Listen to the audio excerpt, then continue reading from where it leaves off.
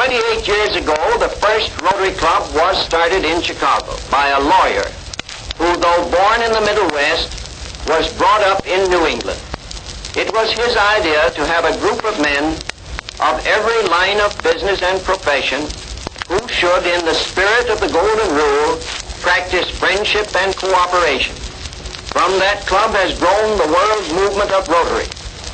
That Chicago lawyer, who still lives in Chicago, is here tonight, and it is now my privilege and honor to present him to you. I introduce to you all Paul P. Harris.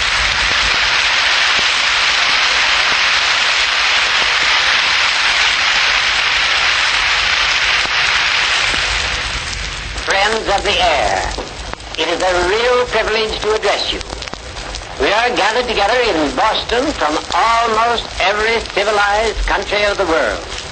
We come from the British Isles, China, Japan, European and South American countries, Australia, New Zealand, and many others. More than 40 nations are represented, and some of the delegates will have circled the globe on their return to their native country. It is a most inspiring occasion.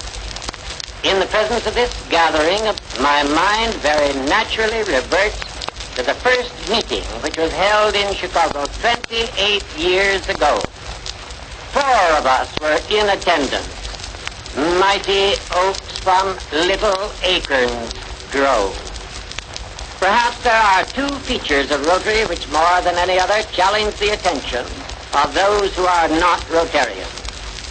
One is what we call our classification plan, by virtue of which membership in Rotary is limited to 1 representative of each line of trade or profession. The other is the provision that neither racial, political, nor religious standards shall constitute barriers to membership. Through these 2 provisions, Rotary is thrown open to representatives of all walks of life, to representatives of all countries and all forms of religion. Would this seem to open the door to all manner of discord? One might think so. In fact, many have said that human ingenuity could hardly have devised a plan of organization more fraught with peril.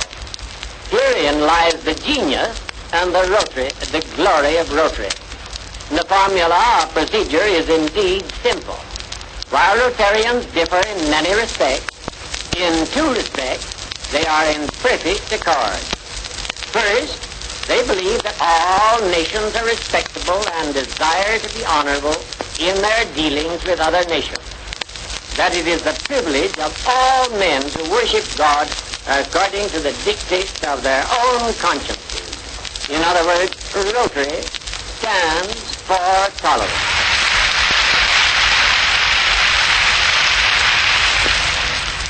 Second, they believe that all honorable vocations are entitled to recognition if they are used in the service of society. With these points of agreement firmly established, disagreement is almost unknown. Rotary emphasizes the points of agreement and avoids controversial issues. Rotary thus becomes the common denominator, the sanctuary to which all are welcome. Is there any valid reason why Catholic and Protestant, Jew and Gentile should not enjoy friendly intercourse? Well, it is done in Rotary. Catholic priests, Jewish rabbis, and Protestant ministers sit side by side in happy fellowship at Rotary Club meetings. If your travels take you to India, there you may see Mohammedans, Hindus, and Christians breaking bread together. Is this not as it should be? Remember the words, peace on earth, goodwill toward all men. To put it briefly, Rotary is trying to make the words of Robert Burns come true. You'll remember then, the time will come for all that, when man to man shall brother be for all that. Those outside the membership frequently ask the question, how did it come about? That's a hard question to answer. one answer would be that Rotary's popular appeal is due to the fact that in Rotary, men are encouraged to be natural, just to be themselves. In this world where artificiality so abounds, it is refreshing to meet with groups who are not worshippers of cold, meaningless formalities. There's a bit of the boy in every man, and friendly, natural intercourse is the best way to bring it out. I wish that it might be your privilege, as it is mine tonight, to look in on this happy throng of big, strong men from Occident and Orient, from the frozen north and from down beneath the equator. Many of them have their wives with them. The faces of all are radiant with smiles as they clasp each other's hands.